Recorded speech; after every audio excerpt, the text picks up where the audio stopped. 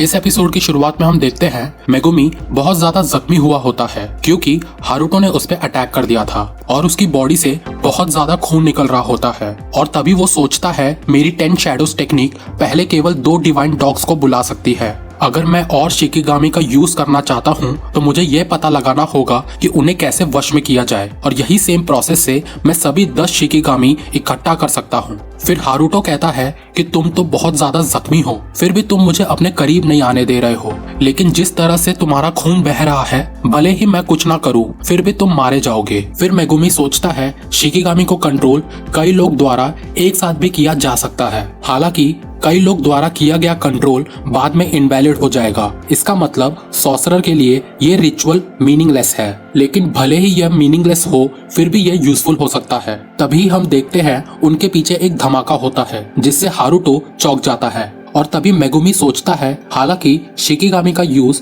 केवल वश में करने के बाद किया जा सकता है, अगर यह वश में करने के लिए है तो मैं उन्हें किसी भी समय बुला सकता हूँ। सॉर्सरर्स की जनरेशन में से एक भी पर्सन इसे वश में नहीं कर पाया है। फिर हमें गोजो और मेगुमी की बातचीत दिखाई जाती है। गोजो मेगुमी से पूछता है क्या तुम जानते हो कि गोजो फैमिली और जेनिन फैमिली में क्यों नहीं बनती। मेगुमी पूछता है क्या वे शुरू से ही करीब नहीं थे। गोजो कहता है सही कहा, हम बिल्कुल भी साथ नहीं मिल सकते। यह ईडो पीरियड में था या शायद कीचो एरा में। दोनों साइड्स के लीडर के बीच एक हेड टू हेड लड़ाई हुई थी। एंड में दोनों की डेथ हो गई। उस समय का लीडर मेरे जैसा ही था। उनके पास 6 आइज थी और लिमिटलेस कर्स टेक्निक यूजर थे। वैसे दूसरे साइड वाले के पास तुम्हारे जैसी टेक्निक थी। मेगुमी कहता है 10 शैडोज टेक्निक। गोजो कहता है तुम जानते हो कि मैं क्या कहना चाहता हूँ। फिर हम देखते हैं मेगुमी सोचता है उस समय के लीडर ने भी इसका यूज ऐसे ही किया होगा। फिर मेगुमी कहता है फुरुबे यूरा यूरा और तभी सुकुना को मेगुमी के टेक्निक एक्टिवेट होने का एहसास होता है। सुकुना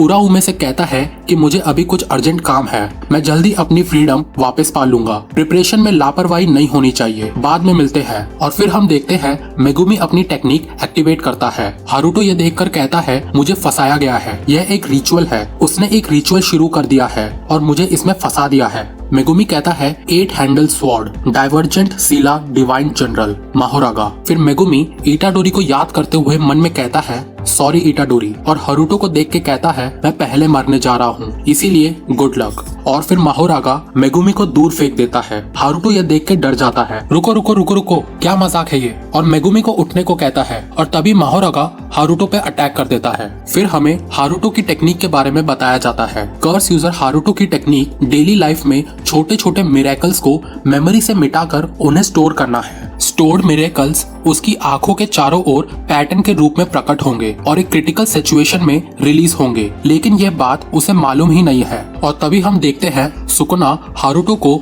माहोरागा के अटैक से बचा लेता है। फिर सुकुना मेगुमी को देख के कहता है क्या यह सस्पेंडेड एनिमेशन में चला गया है। यहाँ सस्पेंडेड एनिमेशन का मतलब एक ऐसी स्टेट जिसमें पर्सन के बेहोश होने पर बॉडी की प्रोसेसेस जैसे ब्लड सर्कुलेशन कुछ समय के लिए रुक जाती है या बहुत धीमी हो जाती है। सुकुना कहता है ऐसा लगता है कि मैंने इस कचरे को बचाकर सही किया। मेगुमी शायद उसके साथ मरना चाहता था, इसीलिए उसने उसे इस रिचुअल में शामिल कर लिया। एक बार जब वह मर जाएगा रिचुअल भी खत्म हो जाएगा और मेगुमी फुशिगिरो भी मर जाएगा। सुकुना मेगुमी को कहता है कि तुम मर नहीं सकते, मेरे पास अभी भी तुम्हारे लिए काम है। तब सुकुना सोचता है मेगुमी फुशिगिरो की लाइफ को बचाने के लिए मुझे ये शिकिगामी को हराना होगा और ऐसा दिखाना होगा कि ये रिचुअल कभी हुआ ही नहीं। फिर हम देखते हैं माहोरागा एक स्वॉर्ड से सुकुना पे अटैक करता है, लेकिन सुकुना उस अटैक को डिफेंड करके माहोरागा पे अटैक करता है। सुकुना मन में कहता है कर्स स्पिरिट के लिए एक स्पेशल स्वॉर्ड जिसका नाम स्वॉर्ड ऑफ एक्सटर्मिनेशन है, जो रिवर्स कर्स टेक्निक की तरह है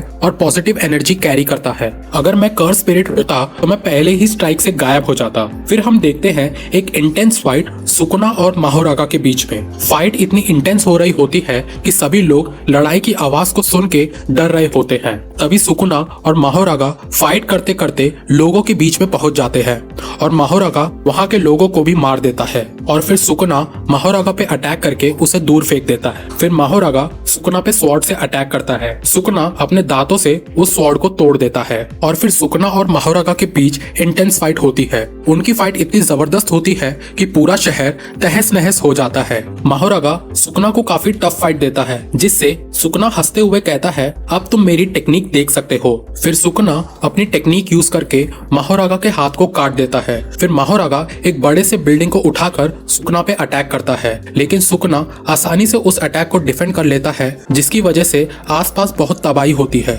और तभी वहाँ एक प्लेन क्रैश होकर माहोरागा के ऊपर गिर जाता है और माहोरागा उससे टकराकर पानी में गिर जाता है और उसके ऊपर एक टावर गिर जाता है, लेकिन माहोरागा अपनी टेक्निक यूज करके बच जाता है। और फिर सुकना माहोरागा पे एक अटैक करता है, जिससे वहाँ हर जगह तबाही होने लगती है। सुकना कहता है जैसे एक्सपेक्ट किया था, तुम्हारी टेक्निक यामाटा नो ओरिची के जैसे सिमिलर है। इसने मेरे स्लैश को देखा और कर्स एनर्जी से मुझ पर हमला किया। दोनों उस मैजिक सर्कल के घूमने के बाद हुए हैं। फुरू का इनकांटेशन और मैजिक सर्कल एक कंप्लीट साइकिल और हार्मनी को रिप्रेजेंट करता है। इससे मैं ये अनुमान लगाता हूँ कि शिकिगामी की एबिलिटीज सारी सिचुएशन को अडेप्ट करने में सक्षम है, और अगर मैं उस समय में होता तो शायद मैं हार जाता। फिर हम देखते हैं सुकना डोमेन एक्सपेंशन एक्टिवेट करता है। फिर हमें बताया जाता है सुकना की डोमेन मिलेवलेंट श्राइन बाकी डोमेन से अलग है। ये किसी बैरियर के साथ एक सेपरेट स्पेस नहीं बनाता है या बैरियर को बंद नहीं करता है, बल्कि इनेट डोमेन को विजिबल बनाता है। ये ऐसा है कि आप कैनवस का यूज नहीं करके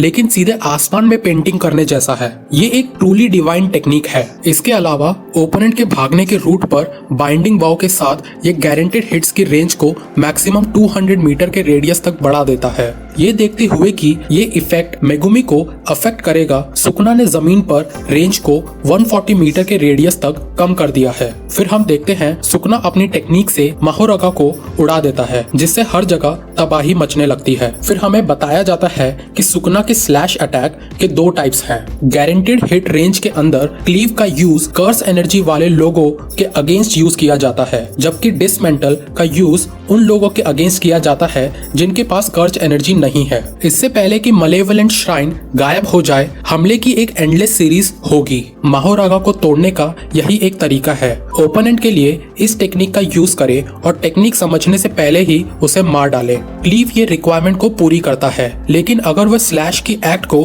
अपना ले इंस्टेड ऑफ डिसमेंटल, यह एक अलग कहानी होगी। माहोरागा का रीजनरेशन अब खत्म होने वाला है। फिर हम देखते हैं सुकना की टेक्निक से हर जगह तबाही होने लगती है, हर जगह आग लगने लगती है और सुकना अपनी टेक्निक से माहोरागा को हरा देता है। फिर सुकना हारुतो को कहता है कि क्या देख रहे हो तुम, चले जाओ यहाँ से। हारुतो खुश होकर वहाँ से जा रहा होता है और कहता है कि मैं बहुत ही लकी हूँ, आज मैंने फिर मौत को चकमा दे दिया। तभी हारुतो का चेहरा कट जाता है। फिर हमें बताते हैं नानामी के साथ फाइट के दौरान हारुतो के पास जो भी मिरेकल्स बचे हुए थे वो अब खत्म हो गए हैं। फिर सुकना कहता है टाइम हो चुका है, और फिर सुकना मेगुमी को प्रिंसिपल यागा और शोको के पास छोड़ जाता है। प्रिंसिपल यागा सोचता है कि मैंने शायद अभी इटाडोरी को देखा, नहीं क्या वो सुकना था? और फिर हम देखते हैं इटाडोरी अपनी बॉडी पे कंट्रोल कर लेता है और वहाँ की तबाही देख के शॉक्ड हो जाता है, और फिर उसे सुकना के सारे कारनामे याद आते हैं और फिर रोते हुए कहता है काश मैं मर गया होता। फिर इटाडोरी शांत होने के बाद कहता है मुझे अब जाना होगा, मुझे अब लड़ना है, और अगर ये सब चलता रहा तो मैं एक मर्डर के अलावा